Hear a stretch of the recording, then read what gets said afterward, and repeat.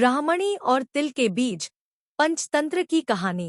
एक बार की बात है, एक निर्धन ब्राह्मण परिवार रहता था। एक समय उनके यहाँ कुछ अतिथि आए। घर में खाने पीने का सारा सामान खत्म हो चुका था। इसी बात को लेकर ब्राह्मण और ब्राह्मण पत्नी में यह बातचीत हो रही थी। ब्राह्मण, कल सुबह कर्क संक्रांति है, भिक्षा के लिए मैं दूसरे गांव जाऊंगा।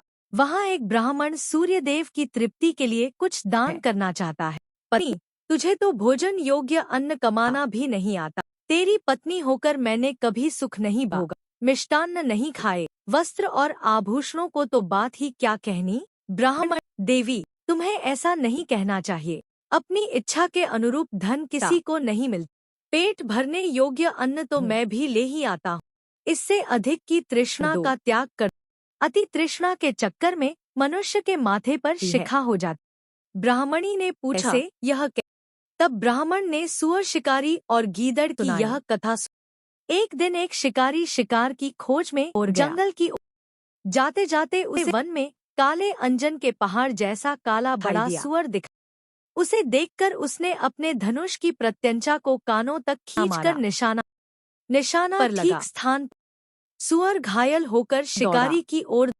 शिकारी भी तीखे दांतों वाले सुअर के हमले से गिरकर घायल हो। उसका पेट फट। शिकारी और शिकार दोनों का अंत हो। इस बीच एक भटकता और भूख से तड़पता गीदड़ वहां आने। वहां सुअर और शिकारी दोनों को मरा देखकर वह सोचने लगा, आज दैववश बड़ा अच्छा भोजन मिला।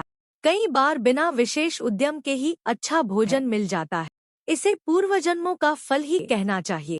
यह सोचकर वह मृत लाशों के पास जाकर पहले छोटी चीजें खाने लगा। उसे याद आ गया कि अपने धन का उपयोग मनुष्य को धीरे धीरे ही करना चाहिए। इसका प्रयोग रसायन के प्रयोग की तरह करना उचित है। इस तरह अल्प से अल्प धन भी बहुत काल तक काम देता है। अतः इनका भोग मैं इस रीति से करूंगा कि बहुत दिन तक इनके उपभोग से ही मेरी प्राण यात्रा चलती रहे। यह सोचकर उसने निश्चय किया कि वह पहले धनुष की डोरी को खाएगा।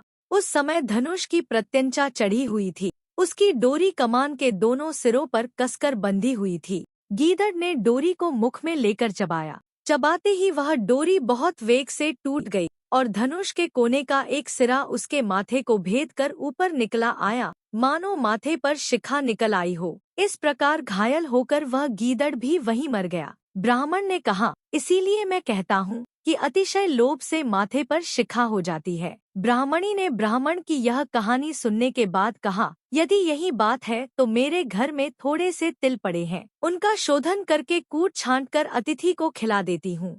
ब्राह्मण उसकी बात से संतुष्ट होकर भिक्षा के लिए दूसरे गांव की ओर चल दिया। ब्राह्मणी ने भी अपने वचनानुसार घर में पड़े तिलों को छांटना शुरू कर दिया। छांट छोड़कर जब उसने तिलों को सुखाने के लिए धूप में फैलाया तो एक कुत्ते ने उन तिलों को मूत्रविष्ठा से खराब कर दिया। ब्राह्मणी बड़ी चिंता में पड़ गई। यही तिल थे जिन्हें पकाकर उसने अतिथि को भोजन देना था। बहुत विचार के बाद उसने सोचा कि अगर वह इन शोधित तिलों के बदले अशोधित तिल मांगेगी तो कोई भी दे देगा। इनके उच्छिष्ट होने का किसी को पता ही नहीं लगेगा। यह सोचकर वह उन तिलों को छाछ में रखकर घर घर घूमने लगी और कहने लगी, कोई इन छंटे हुए तिलों के स्थान पर बिना छंटे तिल दे दे। अचानक यह हुआ कि ब्राह्मणी तिलों को बेचने एक घर में पहुंच गई और कहने लगी कि बिना छंटे हुए तिलों के स्थान पर छंटे हुए तिलों को ले लो। उस घर की गृहपत्नी जब यह सौदा करने जा रही थी तब उसके लड़के ने, जो अर्थशास्त्र पढ़ा हुआ था, कहा, माता, इन तिलों को मत लो। कौन पागल होगा जो बिना छंटे तिलों को लेकर छंटे हुए तिल देगा। यह बात निष्कारण नहीं हो सकती। अवश्यमेव इन छंटे तिलों में कोई दोष होगा। पुत्र के कहने से माता ने यह सौदा नहीं किया। सीख, बिन कारण कार्य नहीं।